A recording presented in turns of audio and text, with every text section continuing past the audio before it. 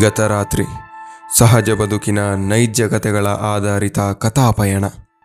ನಾನು ಪುಷ್ಯಂತ್ H K ವಿಜುವಲ್ಸ್ನಲ್ಲಿ. ಆವಾಗಷ್ಟೇ ಮಳೆಗಾಲದ ಆರಂಭ ಆಗಿದ್ದ ಹೊತ್ತು. ಮಳೆಗಾಲದ ಮಣ್ಣಿನ ಪರಿಮಳ ಮೂಗಿಗೆ ತಟ್ಟುತ್ತಾ ಇತ್ತು. ಹರಿ ಆವಾಗ 9ನೇ ತರಗತಿ ಪರೀಕ್ಷೆ ಮುಗಿಸಿ ರಜೆ ಅಂತ ತನ್ನ ಅಜ್ಜಿ ಮನೆಗೆ ಬಂದಿದ್ದ. ಆದರೆ ಅವನ ಊರಿಂದ ಜಾಸ್ತಿ ಇಲ್ಲೇ ಇದ್ದದ್ರಿಂದ ಅಜ್ಜಿ ಮನೆ ಹತ್ರನೇ ಗೆಳೆಯರ ಪುಂಡು ಜಾಸ್ತಿ ಇತ್ತು. ಇನ್ನು 1 ವಾರ ಇರೋದು. ಅದಾದಮೇಲೆ ವಾಪಸ್ ಅದೇ ಶಾಲೆ, ಅದೇ ಬೆಂಚು, ಅದೇ ಬೊಬ್ಬೆ ಹೊಡೆಯುವ ಟೀಚರ್ಸ್, ಬರೀ ಕಿರಿಕಿರಿ ಅಂತ ತನ್ನ ಗೆಳೆಯರ ಬಳಗದೊಂದಿಗೆ ಆ ಸಂಜೆ ಹರಟೆ ಹೊಡಿತಾ ಕೂತಿದ್ದ. ಇನ್ನೇನು ಜೋರು ಮಳೆ ಶುರುವಾಗುವ ಹಾಗೆ ಆಗಿತ್ತು. ದೂರದಲ್ಲಿದ್ದ ಮಳೆ ಮೋಡಗಳು ಊರನ್ನು ಆವರಿಸ್ತಾ ಬಂದಿತ್ತು. ಒಂದು ಕಡೆಯಿಂದ ಮೆಲ್ಲ ಮೆಲ್ಲಗೆ ರಾತ್ರಿಯ ಕತ್ತಲು, ಜೀರುಂಡೆಗಳ ಸದ್ದು ಕಿವಿಗೆ ಕುತ್ತುತ್ತಾ ಇತ್ತು. ಎಲ್ಲ ಹರಟೆ ಹೊಡ್ಕೊಂಡು ಕೂತಿದ್ರೆ ಹರಿ ಮಾತ್ರ ಆ ದಟ್ಟ ಕಾಡಿನ ಕಡೆ ನೋಡ್ತಾ ಇದ್ದ. ಹರಿ, ನೀನೆಂತ ನೋಡ್ತಾ ಇದ್ದೀಯ ಆಚೆ ಅಂತ ರಘು ಕೇಳಿದ. ಆದರೂ ಹರಿಯ ಕಾಡಿನ ಮೇಲಿದ್ದ ಗಮನ ಬದಲಾಗಿರಲಿಲ್ಲ. ಏ ಹರಿ ಅಂತ ರಘು ಜೋರಾಗಿ ಕರೆದ.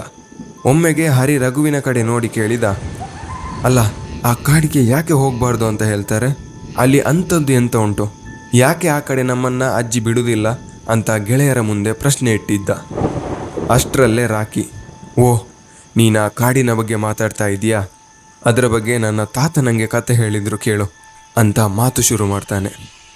ಆನೆಕಲ್ಲು ಕಾಡು, ಆನೆಮಲೆ ಅಂತಲೂ ಕರೀತಾರೆ. ನನ್ನ ತಾತ ಹೇಳಿದ್ದ ಪ್ರಕಾರ ಅದೆಷ್ಟೋ ಮಕ್ಕಳು ಆ ಕಾಡೊಳಗೆ ಹೋಗಿ ಕಾಣೆ ಆಗ್ತಾ ಇದ್ರಂತೆ. ಅಲ್ಲಿ ದಾರಿ ತಪ್ಪಿ ಹೋದರೆ ಜೀವಂತವಾಗಿ ಹೊರಗೆ ಬರ್ತಾ ಇಲ್ಲಾಗಿತ್ತು ಅಂತ ಕತೆ ಹೇಳ್ತಾ ಇದ್ರು.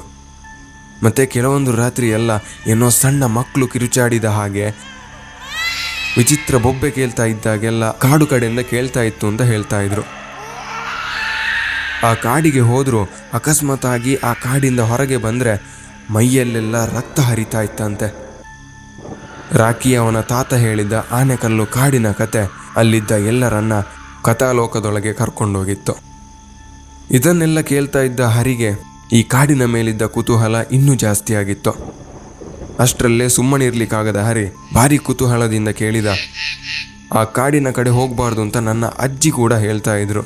ಆದರೆ ಇವತ್ತು ರಾಕಿ ಹೇಳಿದ್ದ ಕತೆ ಕೇಳಿ ಒಮ್ಮೆ ಅಲ್ಲಿಗೆ ಹೋಗಬೇಕು ಅಂತ ಅನಿಸ್ತಾ ಉಂಟು ಅಂತ ಹೇಳಿದ. ಇದನ್ನೆಲ್ಲ ಕೇಳ್ತಾ ಇದ್ದ ರಘು, ನೀನು ಸುಮ್ಮನೆ ಇರ್ತೀಯ, ಹುಚ್ಚಾಟ ಆಡಬೇಡ, ಇಷ್ಟೆಲ್ಲ ಕತೆ ಗೊತ್ತಿದ್ರೂ ಅಲ್ಲಿಗೆ ಹೋಗಬೇಕು ಅಂತ ಮಾತಾಡ್ತಾ ಇದ್ದೀಯಾ ಅಂತ ಸ್ವಲ್ಪ ಜೋರಾಗಿ ಮಾತಾಡಿಬಿಟ್ಟ.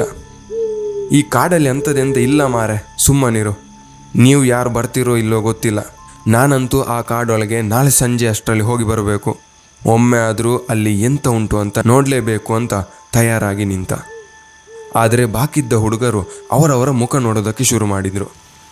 ಒಂದು ಕಡೆಯಿಂದ ರಭಸದಿಂದ ಶುರುವಾಗಿದ್ದ ಮಳೆ, ಇನ್ನೊಂದು ಕಡೆ ಕಾಡೊಳಗೆ ಹೋಗಬೇಕು ಅಂತ ಆಗ್ತಾ ಇದ್ದ ಮಾತುಕತೆ. ಇದೆಲ್ಲ ನೋಡುವಾಗ ರಾಕಿ ಹೇಳಿದ, ಇಲ್ಲ, ನಾ ಈ ಸಾಹಸಕ್ಕೆ ಬರುವುದಿಲ್ಲ. ಎಲ್ಲ ಕತೆ ಗೊತ್ತಿದ್ರೂ ಕೂಡ ಆ ಕಡೆ ಆ ಕತ್ತಲಲ್ಲಿ ಮನೆಯವರ ಕಣ್ಣು ತಪ್ಪಿಸಿ ಹೋಗಲಿಕ್ಕೆ ನನಗೆ ಧೈರ್ಯ ಬರುವುದಿಲ್ಲ ಅಂತ ಹಿಂದೆ ಜಾರಿಕೊಂಡ.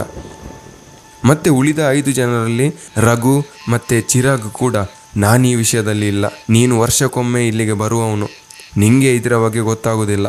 ಆದರೆ ನಾವು ಇಲ್ಲೇ ಇದ್ದವರು, ನಾನು ತುಂಬ ಕೇಳಿದ್ದೇನೆ, ಇಲ್ಲಿ ನಾವು ಈ ಆಟದಲ್ಲಿ ಇಲ್ಲ ಅಂತ ಹೇಳಿಬಿಟ್ರು. ಅಷ್ಟೊತ್ತು ಆಗ್ತಾ ಇದ್ದ ಮಾತುಕತೆ ಈಗ ನೀರವ ಮೌನವಾಗಿ ಜೀರುಂಡೆಗಳ ಬೊಬ್ಬೆನೆ ಜೋರಾಗಿತ್ತು. ಆ ಹೊತ್ತಿಗೆ, ಮಕ್ಕಳೇ, ತುಂಬ ಹೊತ್ತಾಗಿದೆ, ಬನ್ನಿ ಊಟ ಮಾಡಿ ಮತ್ತೆ ಬೇಗ ಬೇಗ ನಿದ್ರೆ ಮಾಡಿ ಅಂತ ಹರಿಯ ಅಜ್ಜಿಯ ಧ್ವನಿ ಕೇಳಿ ಬರ್ತದೆ. ಹಾಂ ಅಜ್ಜಿ, ಬಂದ್ವೋ ಅಂತ ಹರಿ ಧ್ವನಿ ಎತ್ತುತ್ತಾನೆ. ಸರಿ, ಹಾಗಿದ್ರೆ ನಾಳೆ ಸಂಜೆ ಒಳಗೆ ಆನೆಕಲ್ಲು ಕಾಡೊಳಗೆ ನಾವು ಹೋಗ್ತಾ ಇದ್ದೇವೆ. ಈ ವಿಷಯ ಮನೆಯವರಿಗೆ ಗೊತ್ತಾಗಬಾರ್ದು. ನಾಳೆ ಸಿಗುವ, ಬನ್ನಿ ಈಗ ಊಟಕ್ಕೆ ಹೋಗುವ ಅಂತ ಆ ಜಾಗದಿಂದ ಮುಂದುವರಿತಾರೆ.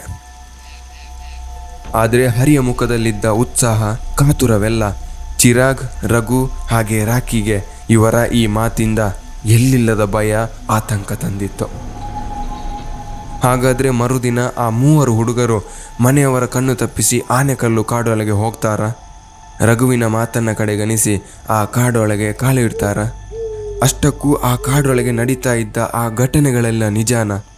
ಇಷ್ಟೆಲ್ಲ ಪ್ರಶ್ನೆಗಳಿಗೆ ಮುಂದಿನ ಭಾಗದಲ್ಲಿ ಉತ್ತರ ಸಿಗ್ತದೆ. ಮಿಸ್ ಮಾಡಬೇಡಿ.